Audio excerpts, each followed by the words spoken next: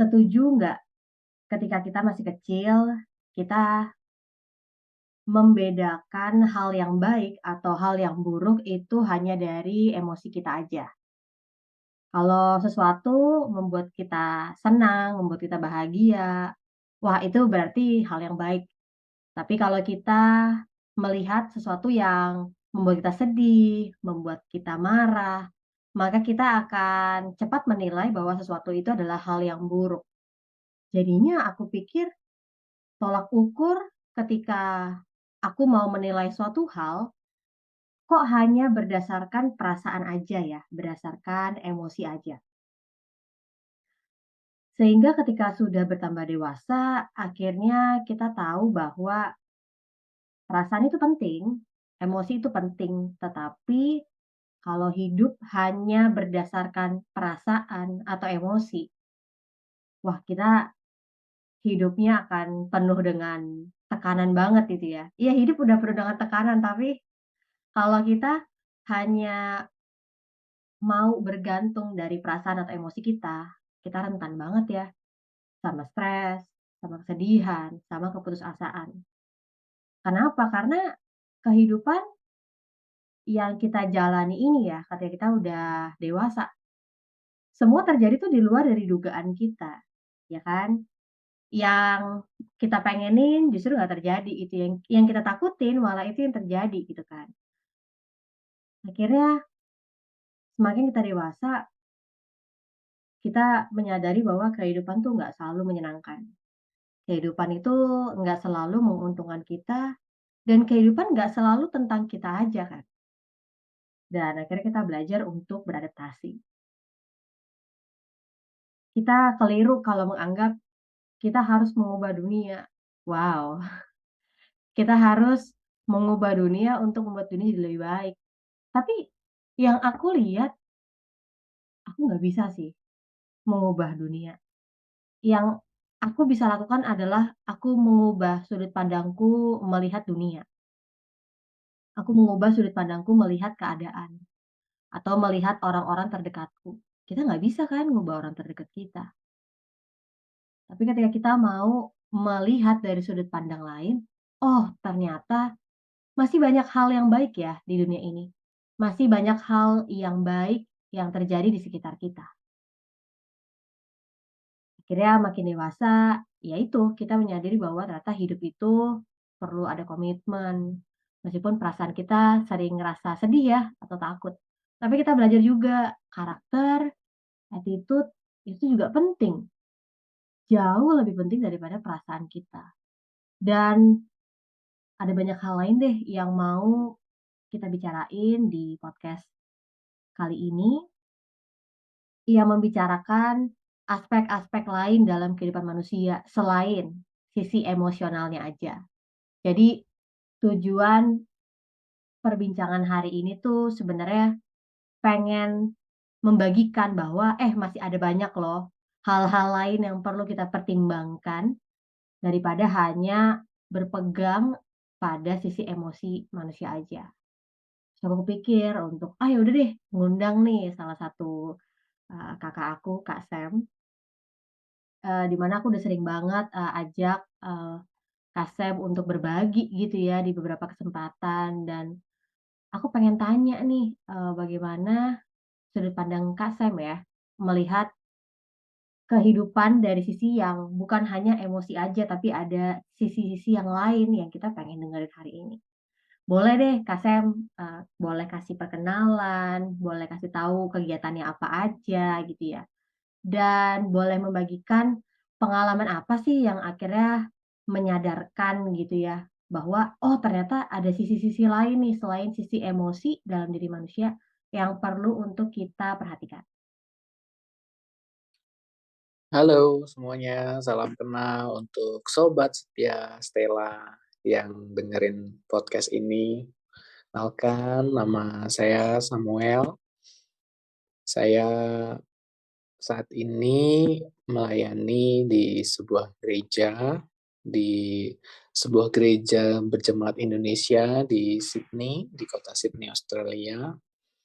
Dan hari ini bersyukur banget diundang sama Stella untuk bisa berbagi, menyampaikan mungkin hal-hal yang sifatnya umum, tapi juga personal dari saya.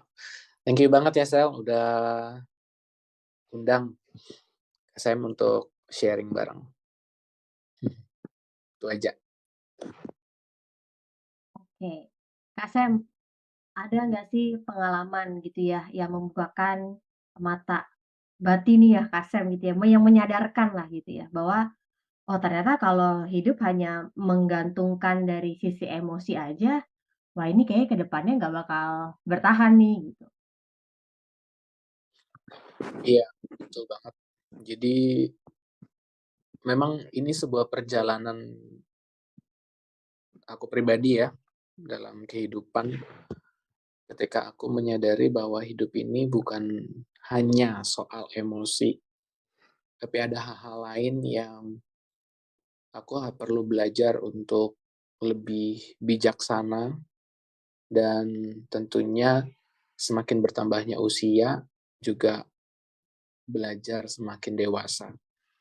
Karena menurut aku ketika kita diberikan kesempatan lagi untuk hidup setiap hari, artinya ada hal-hal baru yang sedang kita pelajari dalam hidup ini. Terutama salah satunya adalah mengenai meresponi kehidupan bukan hanya dari sisi emosi saja, tapi ada sisi-sisi lain. Gitu.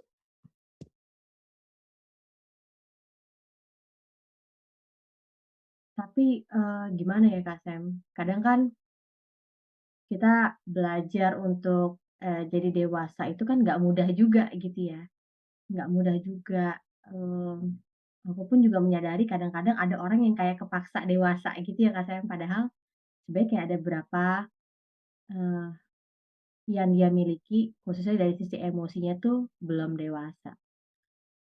Tapi tunggu, tunggu harus dewasa dulu atau kayak emang yang udah jalanin aja, paksain aja atau gimana sih Kak Sam? Iya, itu pertanyaan bagus, Tel. Kadang kan pikir, oh harus dewasa dulu baru ngerti gitu kan ya, atau sebaliknya ngerti dulu baru dewasa. Menurut aku pribadi ini berjalan bersama-sama ya. Jadi nggak bisa kita bilang harus dewasa dulu baru ngerti situasi keadaan. Tapi juga kita nggak bisa bilang harus ngerti dulu baru nanti dewasa. Ini dua hal ini kalau misalnya kita coba paksain, yang terjadi malah nanti kacau gitu. Jadi aku lebih prefer untuk jalanin aja setiap prosesnya dengan, nah ini dia, dengan dengan sikap sikap hati yang memang apa adanya aja. Jadi nggak usah dibuat-buat. Let's say kalau kamu lagi ngalamin patah hati, kalau kamu lagi ngalamin suatu hal yang nggak enak, yang bikin kamu kecewa, yang lihat kenyataan itu nggak seperti yang kamu harapkan, terus kamu sedih, kamu marah, responi aja sebagaimana apa adanya kamu gitu. Tetapi dalam perjalanannya nanti seperti banyak orang yang bilang bahwa pengalaman itu adalah guru yang paling baik. Setelah melewati semuanya itu, coba lihat lagi ke belakang apa yang sudah kita laluin kemarin, hal baik apa yang bisa kita ambil gitu. Hal baik apa yang bisa yang jadi pelajaran buat kita. Dan dari situ kita dapat materi untuk mengubah respon kita kalau seandainya nanti permasalahan yang sama muncul lagi di masa depan. Karena kalau pengalamanku sendiri, ya aku belajar dari setiap pengalaman pribadi aku dan juga pengalaman pribadi dari orang lain gitu. Dan aku mau membayangkan posisi aku ketika ada di posisi orang lain yang sedang menghadapi sebuah permasalahan. Apa hal yang harus aku lakukan? Di situ juga sebuah latihan. Bagaimana respon aku menyikapi situasi seperti ini. Dan ya itu menolong aku sendiri untuk bisa jadi lebih bijaksana aja. Bijaksana dan bijak sini. Bijaksana dan bijak sih nih, oke. Tadi teman-teman denger ya kalau Kak bilang memang kita perlu ada waktu untuk refleksi diri. Di tengah sibuknya aktivitas kita, di tengah, banyaknya deadline yang kita lakukan dalam pekerjaan, dalam, keluarga, banyak hal ya. Tapi emang kita tuh perlu untuk punya waktu berdiam diri, refleksi diri aja gitu. Kita melihat lagi ke belakang, keseharian kita tuh seperti apa, kita udah lakuin apa aja. Masalah-masalah yang udah berlalu itu, ya memang kita perlu review gitu ya, dan jujur terhadap diri sendiri bahwa, "Oh ternyata kemarin kurangnya ini, oh kemarin gagalnya seperti ini, oh kemarin ada hal yang baik ya ketika nyoba hal yang baru." Dan tadi poinnya bagus ngomongin tentang daripada jadinya berpura-pura gitu ya. Mau nggak sih kalau kita mencoba untuk apa adanya aja? Itu sebenarnya salah satu survival kit ya, dalam kehidupan menurut aku yang banyak orang tuh lupain untuk tampil apa adanya itu. Maksudnya kalau memang lagi nggak bisa, ya udah gitu ya, bicara aja nggak bisa. Kalau memang lagi sedih dan perlu ambil waktu untuk beristirahat, ya udah ambil waktu untuk, eee, mengurangi, bersosialisasi gitu ya, waktu bersosialisasi dan coba aja gitu untuk istirahat dulu. Atau memang misalnya, "Aduh, ngomong apaan sih, belum ngerti." Ya udah gitu, memang lagi belum ngerti ya mungkin suatu hari nanti, kita baru akan memahami gitu ya topik yang teman-teman kita atau mungkin orang sekitar kita omongin. Apa adanya sih, iya ya, apa adanya. Jangan terlalu terburu-buru, melalui setiap proses itu ya, karena kan maksudnya sebenarnya proses itu kan tujuannya buat kita. Kadang-kadang aku juga berpikir kalau emang belum ngerti, ya udahlah paling nanti di depan ketemu lagi sama prosesnya. Nah, mmm, tadi ngomongin sedikit ya, sisi emosi gitu ya, manusia. Nah, aku tuh sebenarnya mau mengatakan bahwa beberapa tahun terakhir ini kan kesadaran terhadap kesehatan mental tuh meningkat, iya kan? Wah, itu dari berita yang aku lihat akhirnya untuk berkonsultasi dengan psikolog tuh udah ada gitu, termasuk ditanggung oleh BPJS gitu, aku lupa deh tahunnya sejak kapan. Dan kalau kita pakai aplikasi-aplikasi kesehatan juga, kan udah murah banget gitu ya, maksudnya kayak masih di bawah 100.000 lah gitu, per pertemuan. Cuma, apa sih yang bisa kita pelajari ya dari kesehatan mental yang lagi meningkat banget nih? Boleh nggak Kak Sam, memberikan pendapatnya? Eee, ada nggak sih yang bisa kita pelajari ya dari, kesehatan mental yang lagi meningkat banget nih? Ini aku sedikit bicara tentang kesehatan mental dikit ya. Iya, oke. Menurut aku pribadi, kesehatan mental dengan meningkatnya kesadaran terhadap kesehatan mental ini, buat aku pribadi, aku belajar bahwa mental itu penting, gitu. Kesehatan mental itu penting karena sebelum-sebelumnya aku sendiri nggak begitu aware gitu, nggak begitu memperhatikan dengan kesehatan mental gitu. Bahkan aku sendiri nggak tahu mungkin pada saat itu, oh ya kesehatan mentalku sedang terganggu gitu ya.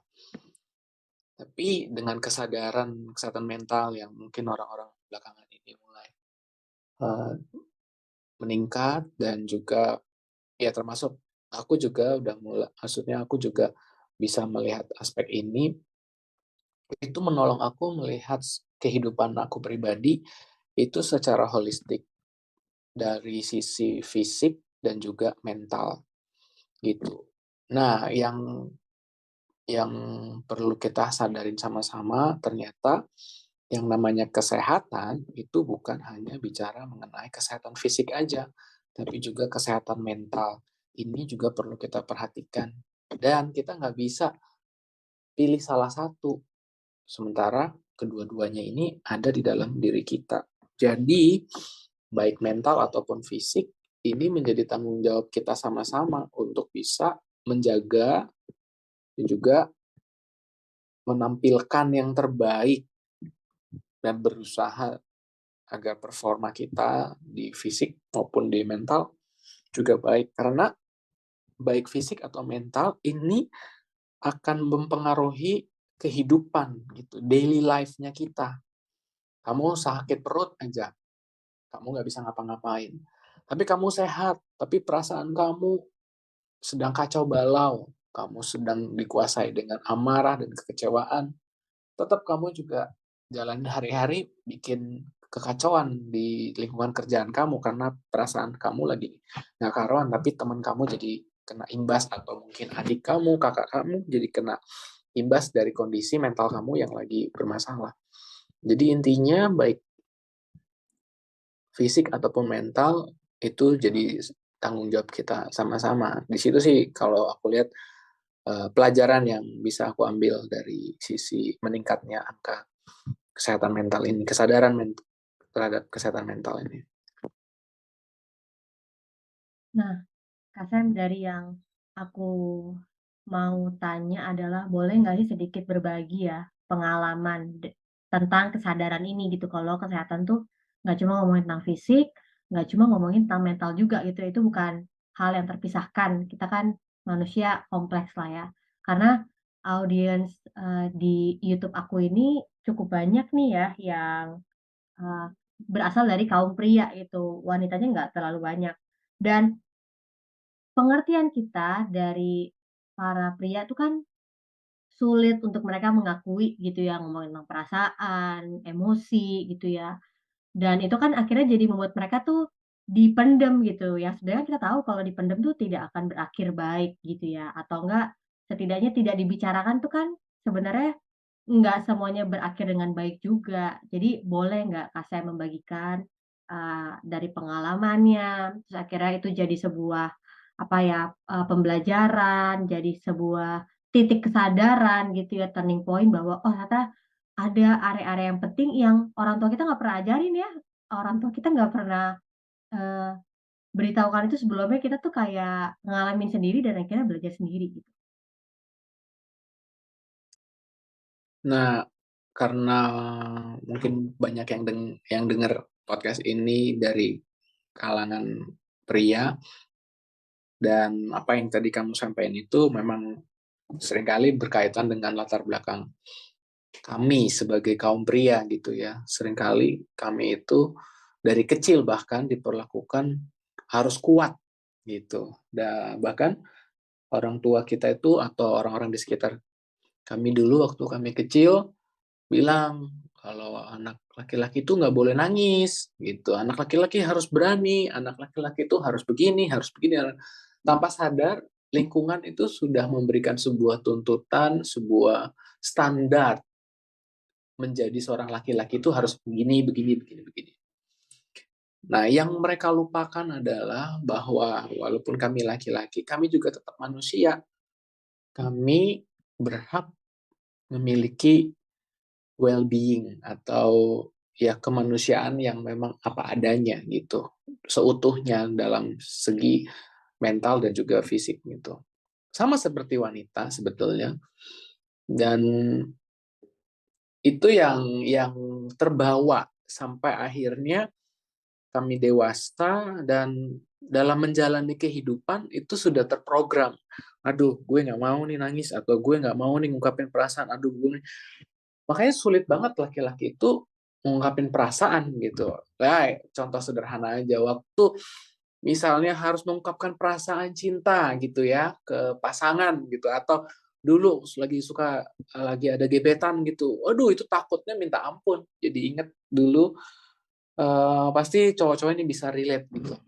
Kalau kita misalnya lagi mau deketin cewek atau mau nyatain perasaan cinta, suka gitu, itu jantung berdebar-debar, panas dingin dan lain sebagainya. Karena kita nggak terbiasa untuk mengungkapkan perasaan. Gitu. Nah, dari sini kita sadar bahwa ternyata mengungkapkan perasaan itu bisa jadi sebuah alternatif untuk jalan keluar memiliki kesehatan mental gitu.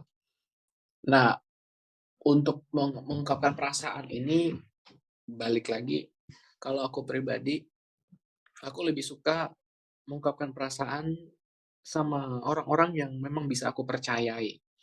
Bisa aku percaya, ini definisinya adalah orang-orang yang nggak judgmental aku gitu. Mereka nggak menghakimi aku.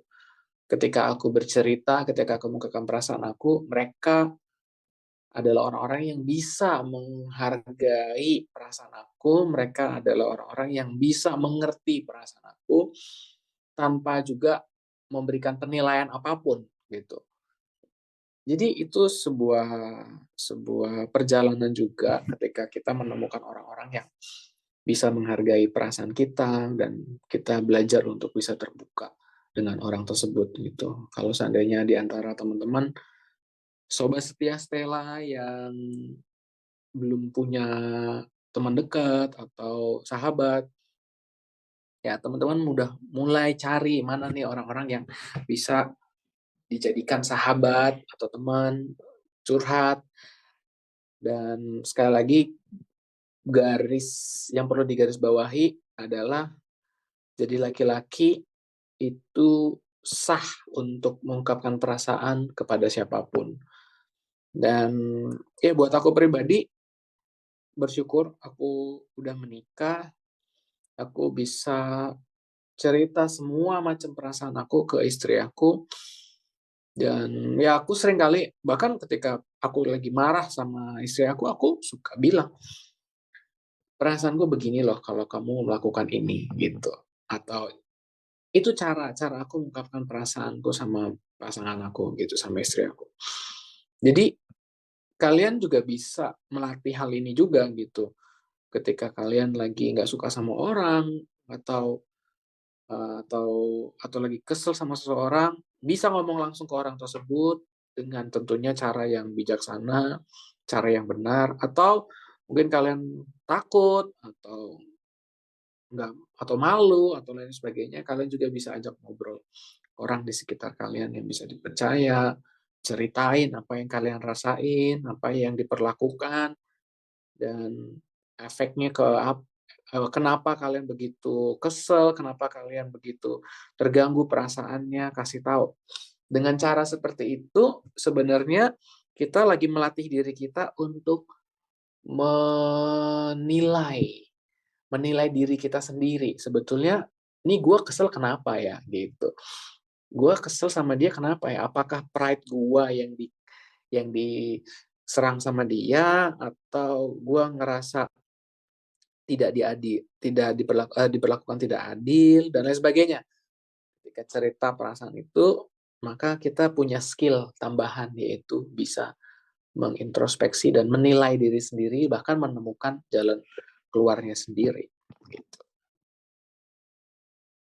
Yang tadi Kasem itu bicarakan semuanya kan, itu yang Kasem alami gitu ya, yang orang tuanya nggak pernah jelaskan gitu ya, orang tuanya nggak pernah ajarkan sebelumnya, ya sama sebenarnya kayak kita ya, kalau ngomongin tentang pertumbuhan mental kita kan sebenarnya, eee, tidak banyak orang tua gitu ya, yang mempersiapkan kita untuk kita akhirnya bertumbuh secara, punya mentalitas yang baik gitu. Maksudnya orang tua kita baik, mereka sudah mengasuh dan mendidik, memelihara kita sampai kita dewasa gitu ya, yang di mana dewasa kan diukur dari kesehatan fisiknya gitu ya. Tapi memang ya jarang sekali gitu yang orang tua juga memperhatikan, mentalitas dari anak itu apakah udah bertumbuh sesuai dengan umurnya, kan gitu ya.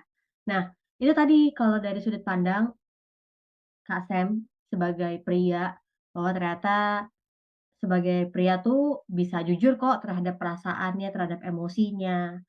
Tapi memang jangan sampai akhirnya hanya berfokus kepada ekspresi atau ungkapannya aja, tapi kita perlu refleksi diri untuk mencari tahu sebabnya, solusinya apa gitu ya, dan bagaimana mengkomunikasikannya kepada orang lain tentang mental yang dia lagi alamin gitu ya, dalam emosinya, dalam mentalnya, dan penting banget juga untuk punya orang-orang yang dekat sama kita, orang-orang yang bisa mensupport kita. Mensupport-nya dalam arti bukan hanya orang-orang yang berbicara baik ya, gitu ya, berbicara yang menyenangkan. Oh, tapi orang-orang yang mau menerima kita, maksudnya orang-orang yang mau menerima kita adalah orang-orang yang berani bicara, yang sebenarnya gitu ya. Mereka melihat hidup kita kayak apa dan mereka mau, menguatkan kita dengan cara seperti apa gitu. Emang kita perlu sih orang-orang terdekat untuk men-support kita. Tapi, sadar nggak teman-teman bahwa peningkatan gitu ya terhadap kesadaran mengenai kesehatan mental ini kan lagi meningkat banget nih ya. Aku juga sekarang juga belajar banget kayak tanda kutip lebih memperhatikan orang-orang sekitar gitu ya, khususnya tentang kesehatan mental mereka. Tapi yang aku sadarin adalah, jangan sampai hal ini juga jadi bumerang gitu ya buat kita. Karena dikit-dikit kesehatan mental gitu, dikit-dikit kesehatan mental. Yang jatuhnya kita melupakan bahwa kita nih manusia ini nggak cuma bergantung pada kesehatan mental aja gitu. Jadi ini aku bukannya menolak mementingkan kesehatan mental manusia ya, tapi justru yang aku mau perhatikan, aku mau bicarakan tuh adalah kalau kita sebagai manusia hanya bergantung pada emosi atau perasaan aja gitu ya. Ya kita kerja karena ya berdasarkan perasaan gitu kan, lagi enak nih, lagi happy gitu kan. Atau misalnya kita lagi menjalani suatu hubungan dan kita merasa kayak, "Oh ya ini lagi enjoy aja ya, lagi happy aja," gitu. Dan ketika kita lagi sakit atau kita lagi marah, kita lagi kecewa, ya udah kita kehilangan semangat tuh kan, dan ya udah kita tinggalin aja. Nah jadi bahaya juga kalau misalnya hidup kita tuh hanya bergantung dari kesehatan dari mentalitas kita aja, iya nggak sih? Kita gimana kalau mau kerja, mau bangun hubungan, apalagi mau kelak membangun sebuah keluarga, yang di mana kita tahu kalau membangun suatu keluarga itu kan adalah sebuah komitmen seumur hidup gitu ya. Tapi karena aku nggak bisa menceritakan juga bagaimana kondisi di sebuah pernikahan ya, karena aku juga belum menikah, mungkin Kak bisa berbagi nantinya. Tapi menurut Kak gimana? Itu jadi bumerang nggak sih Kak kalau kita tuh hanya berfokus pada mentalitas terus gitu? Iya kan tadi, aku tadi bilang di awal bahwa mentalitas itu penting, tapi kita nggak bisa ekstrim di mentalitas aja gitu. Kita juga ya sekali lagi kita perhatikan aspek fisik juga gitu. Ini kalau ngomongin keberadaan manusia, ya mental itu bicara sisi imaterial manusia, tapi fisik itu kan bicara aspek materialnya gitu. Nah, berbahayanya kalau kita hanya fokus kepada sisi mentalnya aja dan kita menaruh semua kehidupan kita di sisi mentalnya aja, iya udah pasti itu nggak seimbang. Let's say gini, ketika perasaan kamu lagi kacau balau dengan hubungan kamu, misalnya dengan hubungan kamu dengan kerjaan atau hubungan kamu dengan pasangan kamu, dan perasaan kamu dijadikan dasar untuk mengambil sebuah keputusan. Itu kan bahaya gitu. Jadi menurut aku pribadi sekali lagi kesehatan mental penting tapi tidak segalanya itu bergantung pada kesehatan mental. Jadi khususnya jangan sekali-kali mengambil sebuah keputusan dalam hidup hanya berdasarkan pada aspek mental atau emosi atau perasaan saja. Tapi kita juga belajar ada aspek-aspek lain seperti logis enggaknya atau kita lihat dari aspek ya realitanya gitu, fakta, data. Itu kalau bicara fisik ya, fisik itu ngomongin fakta, data, sesuatu yang bisa dilihat, jelas, real. Nah, itu aspek fisik yang perlu dipertimbangkan. Tapi kalau aspek mental kan yang nggak bisa dijelaskan, yang hanya ada di pikiran kamu dan perasaan kamu aja. Jangan sekali-sekali menaruh atau mengambil sebuah keputusan berdasarkan sisi mentalnya aja gitu. Jadi harus seimbang.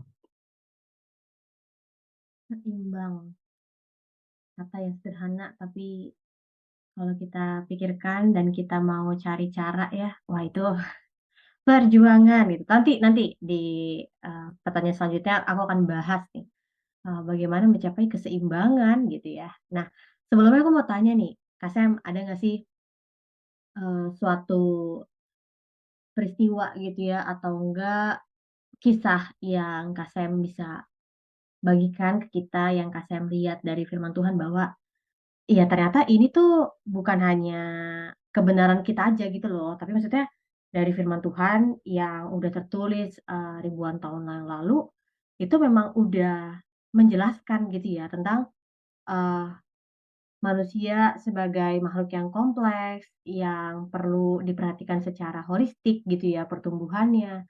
Boleh nggak Kak Sam bagikan itu ke kita supaya kita melihat, kita menyaksikan bahwa, oh jadi ini tuh bukan tentang para ahli yang berbicara gitu ya, tapi juga firman Tuhan mengatakan itu kepada kita.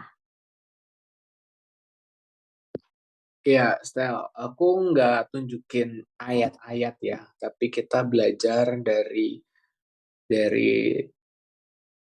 secara keseluruhan Mazmur Daud. Dan secara khusus mungkin di bagian-bagian ketika Daud sedang mengalami gundah gulana, mentalnya terganggu ketika dia harus dikejar-kejar dengan musuh dan nyawanya seringkali menjadi taruhan, menghadapi berbagai macam hal yang tidur aja nggak enak gitu, terancam. Ini mengindikasikan kesehatan mental Daud pun sedang bermasalah gitu. Tapi satu hal yang aku belajar dari situasi itu bahwa apa yang dia alami Daud, dia tahu bahwa di dalam lembah kekelaman sekalipun itu ada Tuhan gitu.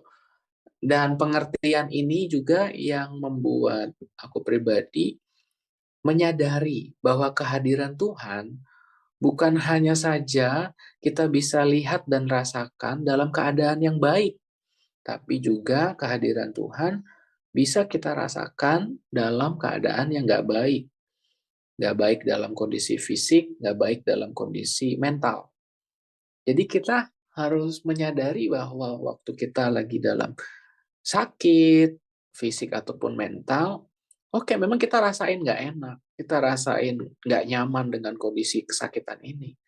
Tapi jangan lupa satu hal yang jadi prinsip dalam menjalani kehidupan, bahwa ingat Tuhan ada di dalam kesakitan kita. Tuhan ada dalam kondisi perasaan kita yang lagi nggak enak itu.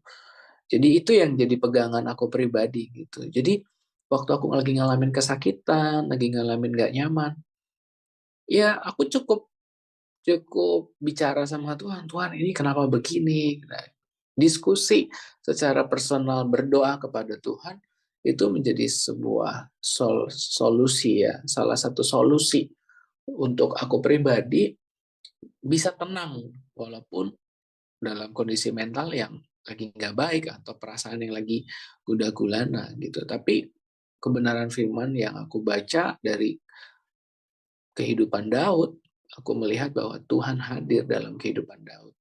Bahkan Daud pun bisa menggunakan situasi tersebut sebagai inspirasi membuat sebuah puji-pujian, sebuah puisi yang indah bagi Tuhan. Melihat kebesaran Tuhan, melihat pertolongan Tuhan dalam keadaan dia yang nggak enak gitu. Iya iya iya. Kisahnya Daud ya, yang banyak dituliskan gitu ya perasaannya di dalam kitab Mazmur itu. Iya iya iya, aku setuju sih sama tadi yang disampaikan Kak Sam bahwa sebenarnya kita jadi sadar bahwa hidup itu nggak cuma bicara tentang hal-hal yang enak aja, gitu kan ya. Ternyata dalam kehidupan ada hal-hal yang tidak terduga, ada hal-hal yang kita tidak sangka itu bisa terjadi. Dan aku juga belajar gitu ya, menerima hal itu suatu makanan yang keras banget buat aku saat itu adalah ketika menyadari aku perlu untuk menerima bahwa dalam kehidupan ini nggak semuanya baik, nggak semua menyenangkan, nggak semuanya menguntungkan. Dan aku tuh waktu itu mengerti kebenaran ini ketika baca kitab Pengkhotbah. Jadi aku melihatnya bahwa dalam kehidupan ini banyak rasa, banyak warna gitu. Dan maksudnya kalau kita hanya merasakan yang manis-manis aja, yang baik-baik aja, justru yang aku lihat kita tuh jadi nggak kuat gitu ya. Kita kan sebenarnya semakin kuat ketika kita akhirnya belajar menghadapi hal-hal yang buruk itu kan. Hal-hal yang tidak terduga itu kan. Kita nggak cuma bisa menghadapi, tapi bahkan kita bisa melalui juga gitu. Saya kira kok aku lihatnya, oh iya ya gitu ya. Maksudnya ya satu sisi aku melihatnya mungkin juga dulu ketika kecil nggak banyak orang yang bicara tentang kenyataan dari dunia gitu ya. Karena kan ya mungkin waktu masih kecil lebih pengen banyak kenangan baik aja gitu kan yang kita bicarain, yang kita luangin bersama keluarga gitu. Tapi waktu udah dewasa, wah ternyata gitu kan. Kaget, ya kaget lah pasti. Tapi teman-teman tadi lihat nggak bahwa ya dari pengalaman Daud, akhirnya Daud melihat di setiap musim dalam kehidupannya, dia bisa tetap lihat bahwa Tuhan tuh ada. Dan Tuhan tuh nggak bisa dinilai dari keuntungan yang kita milikin, apalagi kebaikan yang kita miliki. Tuhan tuh nggak hanya bicara dari kemenangan atau kesuksesan aja gitu loh. Nah, kemudian yang selanjutnya nih yang aku mau tanyakan adalah bagaimana supaya kita bisa nih Kak mencapai keseimbangan? Nah, ini kan kayaknya, mungkin tiap orang beda-beda ya, tapi kita mau tanya aja, pandangan dari Kak Sem, gimana supaya kita dapat keseimbangan untuk memperhatikan seluruh aspek hidup, gitu ya. Ini kan sulit ya untuk, akhirnya bisa imbang dan maksudnya kan ini proses seumur hidup gitu ya. Aku percayanya sampai kita akhir nanti kan kita masih belajar untuk seimbang. Tapi boleh nggak sih Kak membagikan bahwa ternyata ada kok cara-caranya kita mengusahakan keseimbangan dalam hidup? Yes, thank you Stella. Ini kebetulan betul-betul apa yang lagi aku kerjain juga sampai detik ini. Bagaimana supaya mencapai keseimbangan? Sederhana banget, kita cukup melakukan hal-hal yang berkaitan dengan dua aspek itu. Let's say, supaya kerohanian atau mental kita baik, ya mulailah membangun hubungan kepada Tuhan. Mulailah bangun hubungan secara pribadi dengan Tuhan. Bangun hubungan tuh bicara mengenai disiplin rohani, bagaimana bagaimana kita untuk membaca firman Tuhan, berdoa. Lalu kalau kalau untuk aspek fisiknya gimana? Mulai aja berolahraga, karena dengan berolahraga itu mempengaruhi kondisi peredaran darah dan juga mempengaruhi stamina, kehidupan sehari-hari jadi lebih bergairah dan kita punya pikiran yang jadi lebih jernih lagi. Nah, ini pikiran yang jernih itu bukan cuma berasal dari sebuah pengertian, "Oh ya, harus pikir jernih," enggak. Tapi itu juga dipengaruhi sama kondisi fisik kita. Kondisi fisik kita lagi nggak baik atau lagi nggak fit, kita jadi pikirannya jadi juga berpengaruh. Jadi memang ini dua hal yang saling berkaitan gitu. Yang lagi aku lakukan hari-hari ini untuk menyeimbangkan bukan hanya dari sisi mentalnya aja, aku coba lagi olahraga rutin gitu. Aku join di klub gym, aku dan istri untuk kita rutin olahraga minimal 3 kali gitu dalam 1 minggu untuk kita melatih tubuh kita, otot kita supaya kuat. Apalagi kalau di atas usia 30 itu kan udah otot-otot tuh bisa menyusut gitu. Jadi mulai dari sekarang ini adalah upaya yang aku lakukan untuk menjaga keseimbangan itu dalam sisi, fisiknya gitu. Kalau kesehatan mental juga aku terus belajar firman Tuhan dan bangun ikut ikut kegiatan-kegiatan ibadah ya, kebetulan karena memang itu juga tugas dari pekerjaan aku, tapi aku melihat itu bukan dari sisi pekerjaan aja, tapi itu juga bicara mengenai gaya hidup aku juga dalam dalam dalam apa, menyeimbangkan, kondisi kerohanian atau mental aku.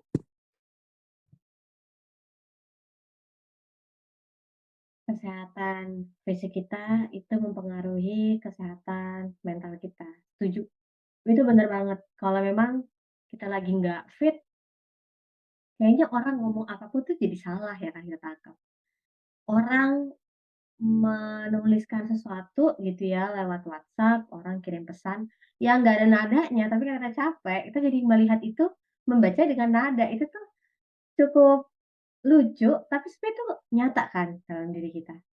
Kalau kita lagi capek, bawaannya jadi sensitif, jadi gampang lebih emosi gitu kan, dan makanya ternyata kesehatan fisik kita itu mempengaruhi kesehatan mental, tapi kesehatan mental kita juga mempengaruhi kesehatan fisik kita. Sederhana ya teman-teman, contohnya tadi dari olahraga, dari punya hubungan yang dekat sama Tuhan. Karena aku percaya juga sebenarnya, spiritualitas orang tuh mempengaruhi emosi seseorang, gitu. Jadi aku waktu itu kan sempet baca ya satu buku, eee, bukunya Peter Scazzero, dia bikin buku Emotionally Healthy Spirituality, bahwa dia tuh percaya bahwa seseorang nggak mungkin bisa dewasa secara rohani kalau dia masih tidak dewasa secara emosi. Wah itu ketika aku baca itu ya, jadi aku pertama kali baca dengan tahun 2021 atau 2022 aku baca itu ya, kan waktu yang berbeda gitu ya, kedewasaan yang berbeda, itu ketika aku baca itu, wah itu benar banget. Maksudnya adalah yang aku lakukan itu adalah aku jadi menolak kesehatan mental gitu loh, karena berfokus kepada kesehatan fisik aja, atau enggak kesehatan secara spiritual aja gitu. Oh ternyata ada aspek lain yang aku sangkali gitu loh, ternyata itu juga perlu untuk diperhatikan. Ya ya ya, sebenarnya dari hal-hal sederhana sih teman-teman ya, untuk bisa akhirnya kita bisa mencapai keseimbangan, tapi hal sederhana tuh ngefek banget ke kita. Bener bener bener. Nah, Kak Sam, ada nggak sih cara yang bisa kita lakukan gitu ya, untuk akhirnya kita bisa belajar nggak hanya memperhatikan diri kita nih sebagai manusia secara holistik, secara keseluruhan, tapi kita juga bisa lakukan itu kepada orang lain, ya kan? Karena maksudnya sayang banget kalau itu hanya berhenti di kita kan. Ada nggak sih yang bisa kita lakukan gitu ya, untuk kita bisa menerapkan hal ini, untuk akhirnya orang lain tuh bisa juga melihat kebenaran bahwa, ternyata hidup manusia tuh kompleks gitu, kita nggak bisa hanya menilai dari mentalnya aja, dari fisiknya aja, atau dari yang kelihatan aja. Ini sederhana sih kalau kita mau orang lain juga melihat hal yang sama, karena Tuhan udah kasih kita mulut, ya kita bisa ngomong, kita bisa berbagi, share gitu. Ya tentunya dengan orang-orang yang terdekat lebih dulu aja, dengan mengajar mereka atau dalam situasi-situasi santai, ketika lagi ada bahan obrolan yang memang menyinggung aspek fisik atau aspek mental, kita bisa masukkan kebenaran-kebenaran ini ke mereka supaya mereka bisa melihat bahwa, oh iya mental dan fisik juga penting. Dan ya itu contoh sederhana kalau kita lagi ngobrol dengan teman.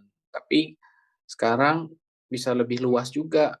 Ya contohnya kayak kamu lagi bikin podcast, ini juga sebuah sarana yang bisa dipakai untuk menyebarluaskan kebenaran ini supaya orang lain bisa lihat dan menerima kebenaran ini gitu. Dan ketika mereka mendapatkan kebenaran ini, cara pandangnya berubah, maka cara hidupnya juga berubah gitu.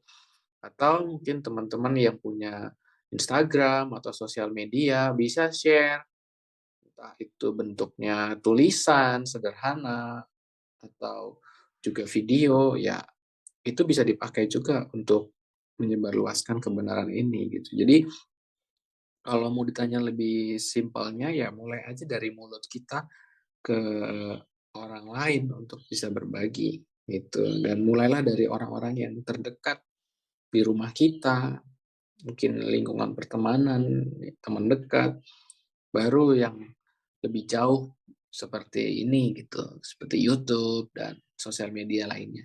Itu aja sih. Jadi itu benar ya, bagaimana kita belajar mengasihi orang lain seperti kita mengasihi diri kita sendiri gitu ya. Yang aku lihat sih bahwa kalau kita udah menerima gitu ya kebenaran ini dan kita bisa menikmati, wah kebenaran ini tuh membebaskan kita banget ya. Kenapa kita nggak mencoba memberikan kebenaran ini kepada orang lain? Sesederhana seperti ini, sesimpel kalau kita tahu bahwa, oh kita kalau bicara hal-hal yang terlalu sensitif gitu ya, maksudnya kita mendapatkan kata-kata yang atau diskusi deh hal-hal yang topik sensitif, oh kita kayaknya agak nggak nyaman ya gitu kan, dan ya udah kita coba aja melakukan hal itu ke orang lain gitu. Eee, karena aku belajarnya gini, terutama ya ketika aku mulai sadar tentang salah satu kesehatan mental ini, aku tuh sekarang juga belajar akhirnya tidak terburu-buru berasumsi kepada orang lain. Aku belajar tidak terburu-buru untuk menyalahkan orang lain atau menyalahkan diri aku gitu, karena kadang bukan salah siapa-siapa gitu dan memang terjadi gitu aja gitu. Kenapa? Karena gini, ya kadang-kadang misalnya kalau dulu kan mungkin kita gampang sensitif ya ketika, "Kok nggak dibales?" Gitu kan, "Kok kayak nih teman atau teman," gitu kan, "kok kayaknya, nggak direspon secara cepat," atau mungkin udah bertahun-tahun nggak balas gitu ya. Aku tuh ketika sadar tentang kesehatan mental itu, aku jadi lebih banyak berpikir dalam arti, apa mungkin dia lagi sulit ya, jadi dia, eee, nggak mau bales, atau mungkin dia lagi ada kesibukan ya, jadi dia, sulit untuk, luangin waktunya, atau mungkin, dia lagi ada apa ya gitu sampai dia menghindari pertemuan sama kita gitu. Itu yang membuat aku jadi belajar bahwa ya kalau misalnya, aku tahu bagaimana aku bisa mengasihi diriku sendiri, kenapa aku nggak belajar dengan cara yang sama untuk mengasihi orang lain juga gitu ya. Terutama khususnya yang tadi Kak Sam katakan adalah orang terdekat kita, ya. Kita sering melupakan karena kita pikir orang terdekat kita tuh semua baik-baik aja ya kan, karena kita ketemu tiap hari, kita udah tanya, udah ngobrolin dan nggak ada masalah apa-apa gitu. Tapi bagi aku, salah satunya adalah orang tua kita. Kan dengan bagaimana cara mereka dididik, dibesarkan oleh orang tua mereka pada zaman itu gitu kan. Dan mereka harus beradaptasi dengan zaman sekarang gitu kan yang wah, begitu banyak varian yang terjadi lah ketika zaman ini gitu ya. Ada begitu banyak hal-hal yang kreatif yang di luar nalar gitu kan ya. Tapi aku belajarnya bahwa, oh mungkin kebenaran ini yang membantu aku, yang membebaskan aku bisa bagikan ke orang tuaku. Aku bisa memperhatikan, kesehatan mental mereka, kesehatan fisik mereka, kesehatan spiritual mereka, gitu loh. Yang mungkin dulu mereka, ya sebagai orang tua ya, apalagi zaman dahulu, kan ngomongin mental jangan ya, dan maksudnya kan mereka lebih tipenya yang kayak memperhatikan yang kesehatan fisik aja, gitu. Dan aku melatih diriku untuk aku memperhatikan mereka dengan cara seperti itu, mengasihi mereka dengan cara seperti itu. Nah, jadi coba deh teman-teman, mulai dari diri kita.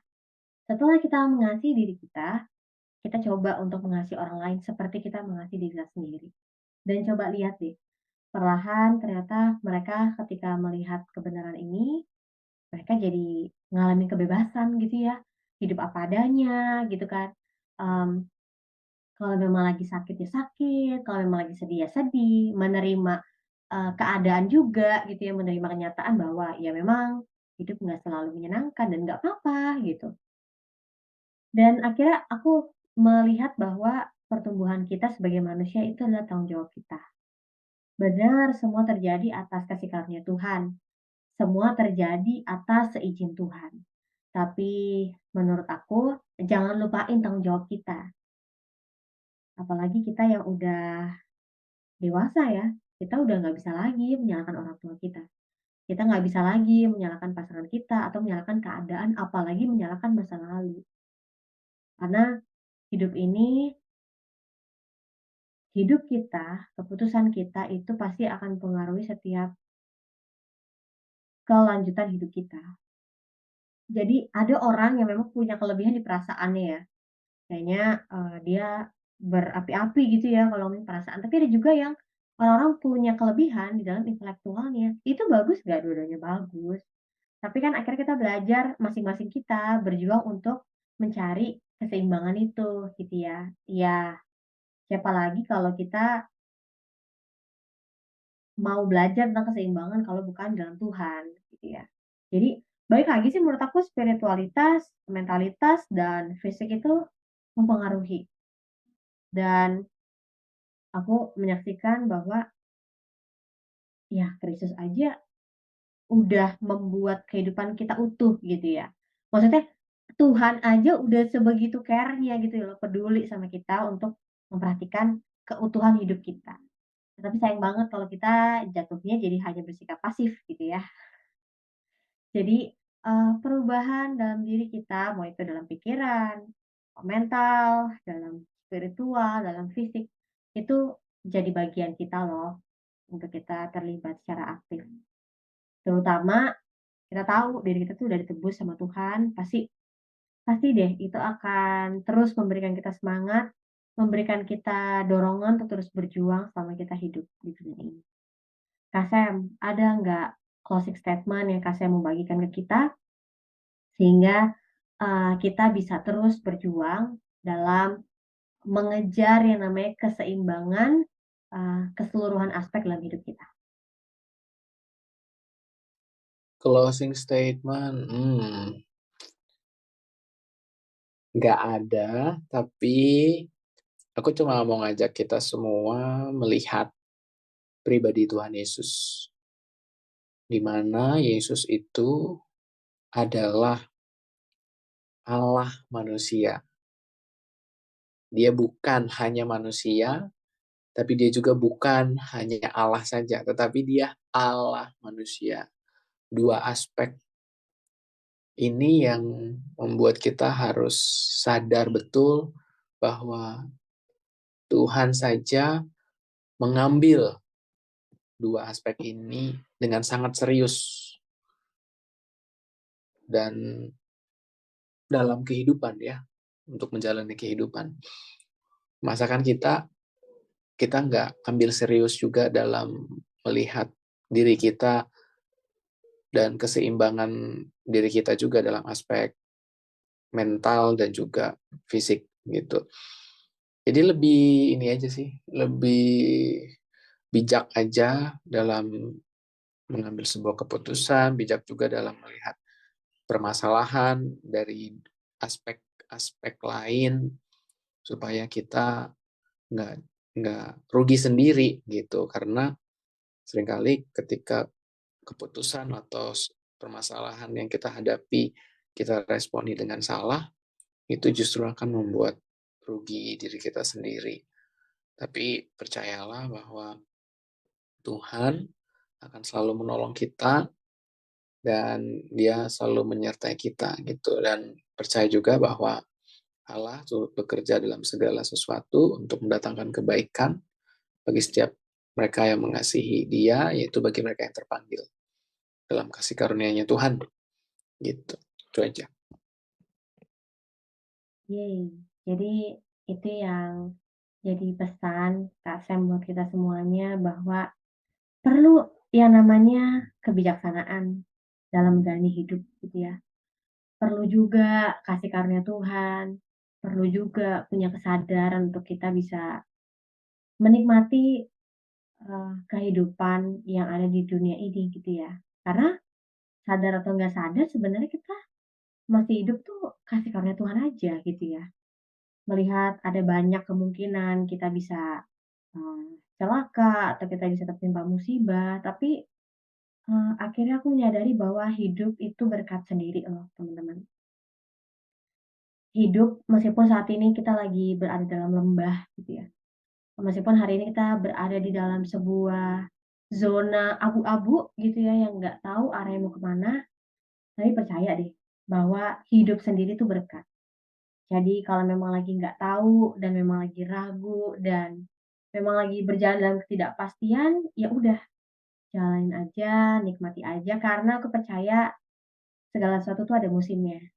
Jadi ketika teman-teman lagi berada di dalam lembah pun atau berada di dalam goa pun ya, itu pun tetap ada yang namanya akhirnya. Ada awal, ada akhir. Jadi itulah yang kita perlu tahu bahwa manusia itu hidupnya itu begitu kompleks dan begitu banyak aspek yang perlu kita telusuri, perlu kita pelajari seumur hidup kita, perlu kita dalemin untuk kita sebenarnya makin kenal diri kita lagi ya kan. Dan pengenalan akan Tuhan, itu bantu kita sih bisa mengenal diri kita. Kita mengenal pencipta kita, itu pasti akan membantu kita mengenal diri kita dan mengenal orang lain. Jadi itu aja teman-teman semuanya. Thank you yang udah dengerin dari awal sampai akhir. Dan ketemu lagi di episode yang selanjutnya ya. Bye semua, God bless.